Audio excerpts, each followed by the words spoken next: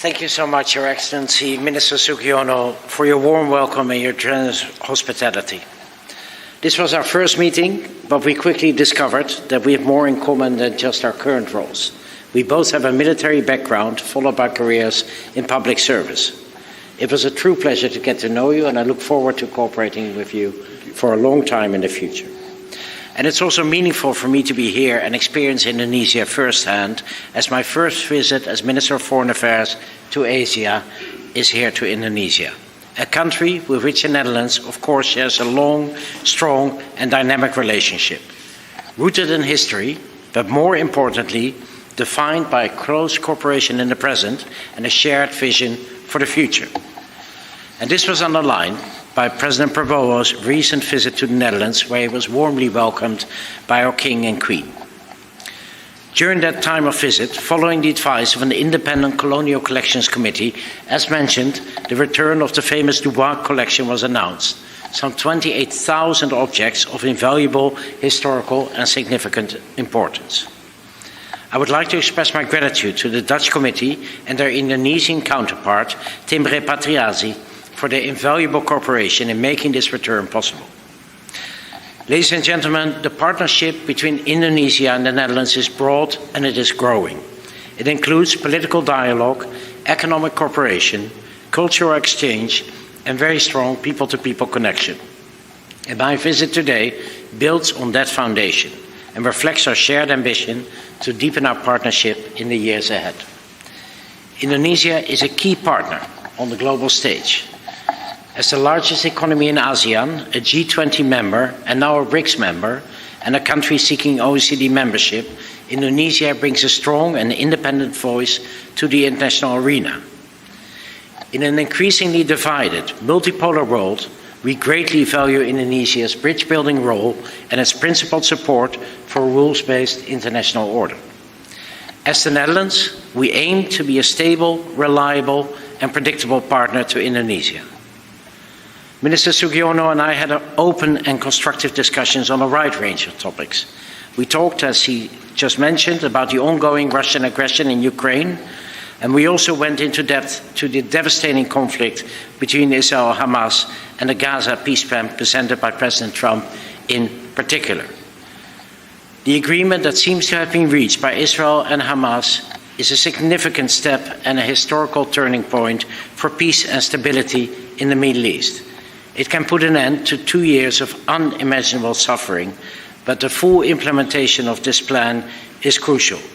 And that starts with the release of hostages, the unhindered access for humanitarian aid, and the cessation of all hostilities. I commend Indonesia for the constructive role you played in the realization of this plan, and it shows that Indonesia is a key player well beyond its own region. Throughout our conversations, we reaffirmed our shared values, human rights, international law, and multilateralism. And we also looked ahead. How can we work together to address today's global challenges, from climate change and sustainable development to regional security and food security? Our countries are already doing a great deal together. In 2023, we gave a fresh momentum to our joint declaration on a comprehensive partnership, with tangible results to show for it. The signing of a €300 million Memorandum of Understanding between Indonesia and Invest International in February, one of the largest Dutch trade missions to Indonesia last June, focused on water, maritime cooperation and horticulture, an upcoming visit to the Indo-Pacific with a Dutch frigate currently planned for next year, an ongoing collaboration in ASEAN, and support from the Netherlands for Indonesia's OECD accession process.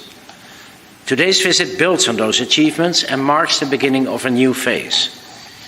In the coming period, we will develop our joint plan of action for further shaping our cooperation. Bilaterally, in key areas such as water management, energy and food security, and regionally in the Indo-Pacific, with a focus on maritime security and as mutual gateways. With the Netherlands as Indonesia's entry point to the EU and Indonesia as our gateway to ASEAN. And multilateral through diplomatic coordination to promote our shared values and interests. And a concrete example of this was the signing that we just did of the NISCOPS II Memorandum of Understanding, a joint effort by the Netherlands, Indonesia and the UK to make all supply chains more sustainable and more inclusive, with a special focus on smallholder farms and reducing deforestation.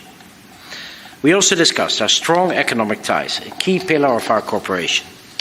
Indonesia's large young population and growing middle class make it an increasingly attractive market for Dutch businesses. And we're proud to be and hope to remain the largest European investor in Indonesia. And we're eager to continue supporting sustainable, inclusive growth. There are countless opportunities ahead, and seizing them is a shared priority. President Prabowo's visit to the Netherlands, his first visit to an EU member state following the conclusions of the CEPA negotiations, underlines his shared commitment. It sent a clear message to businesses in both our countries that mutual trade and investments are more important than ever. Then finally, on a lighter note, there is something else that binds our countries, and that is football.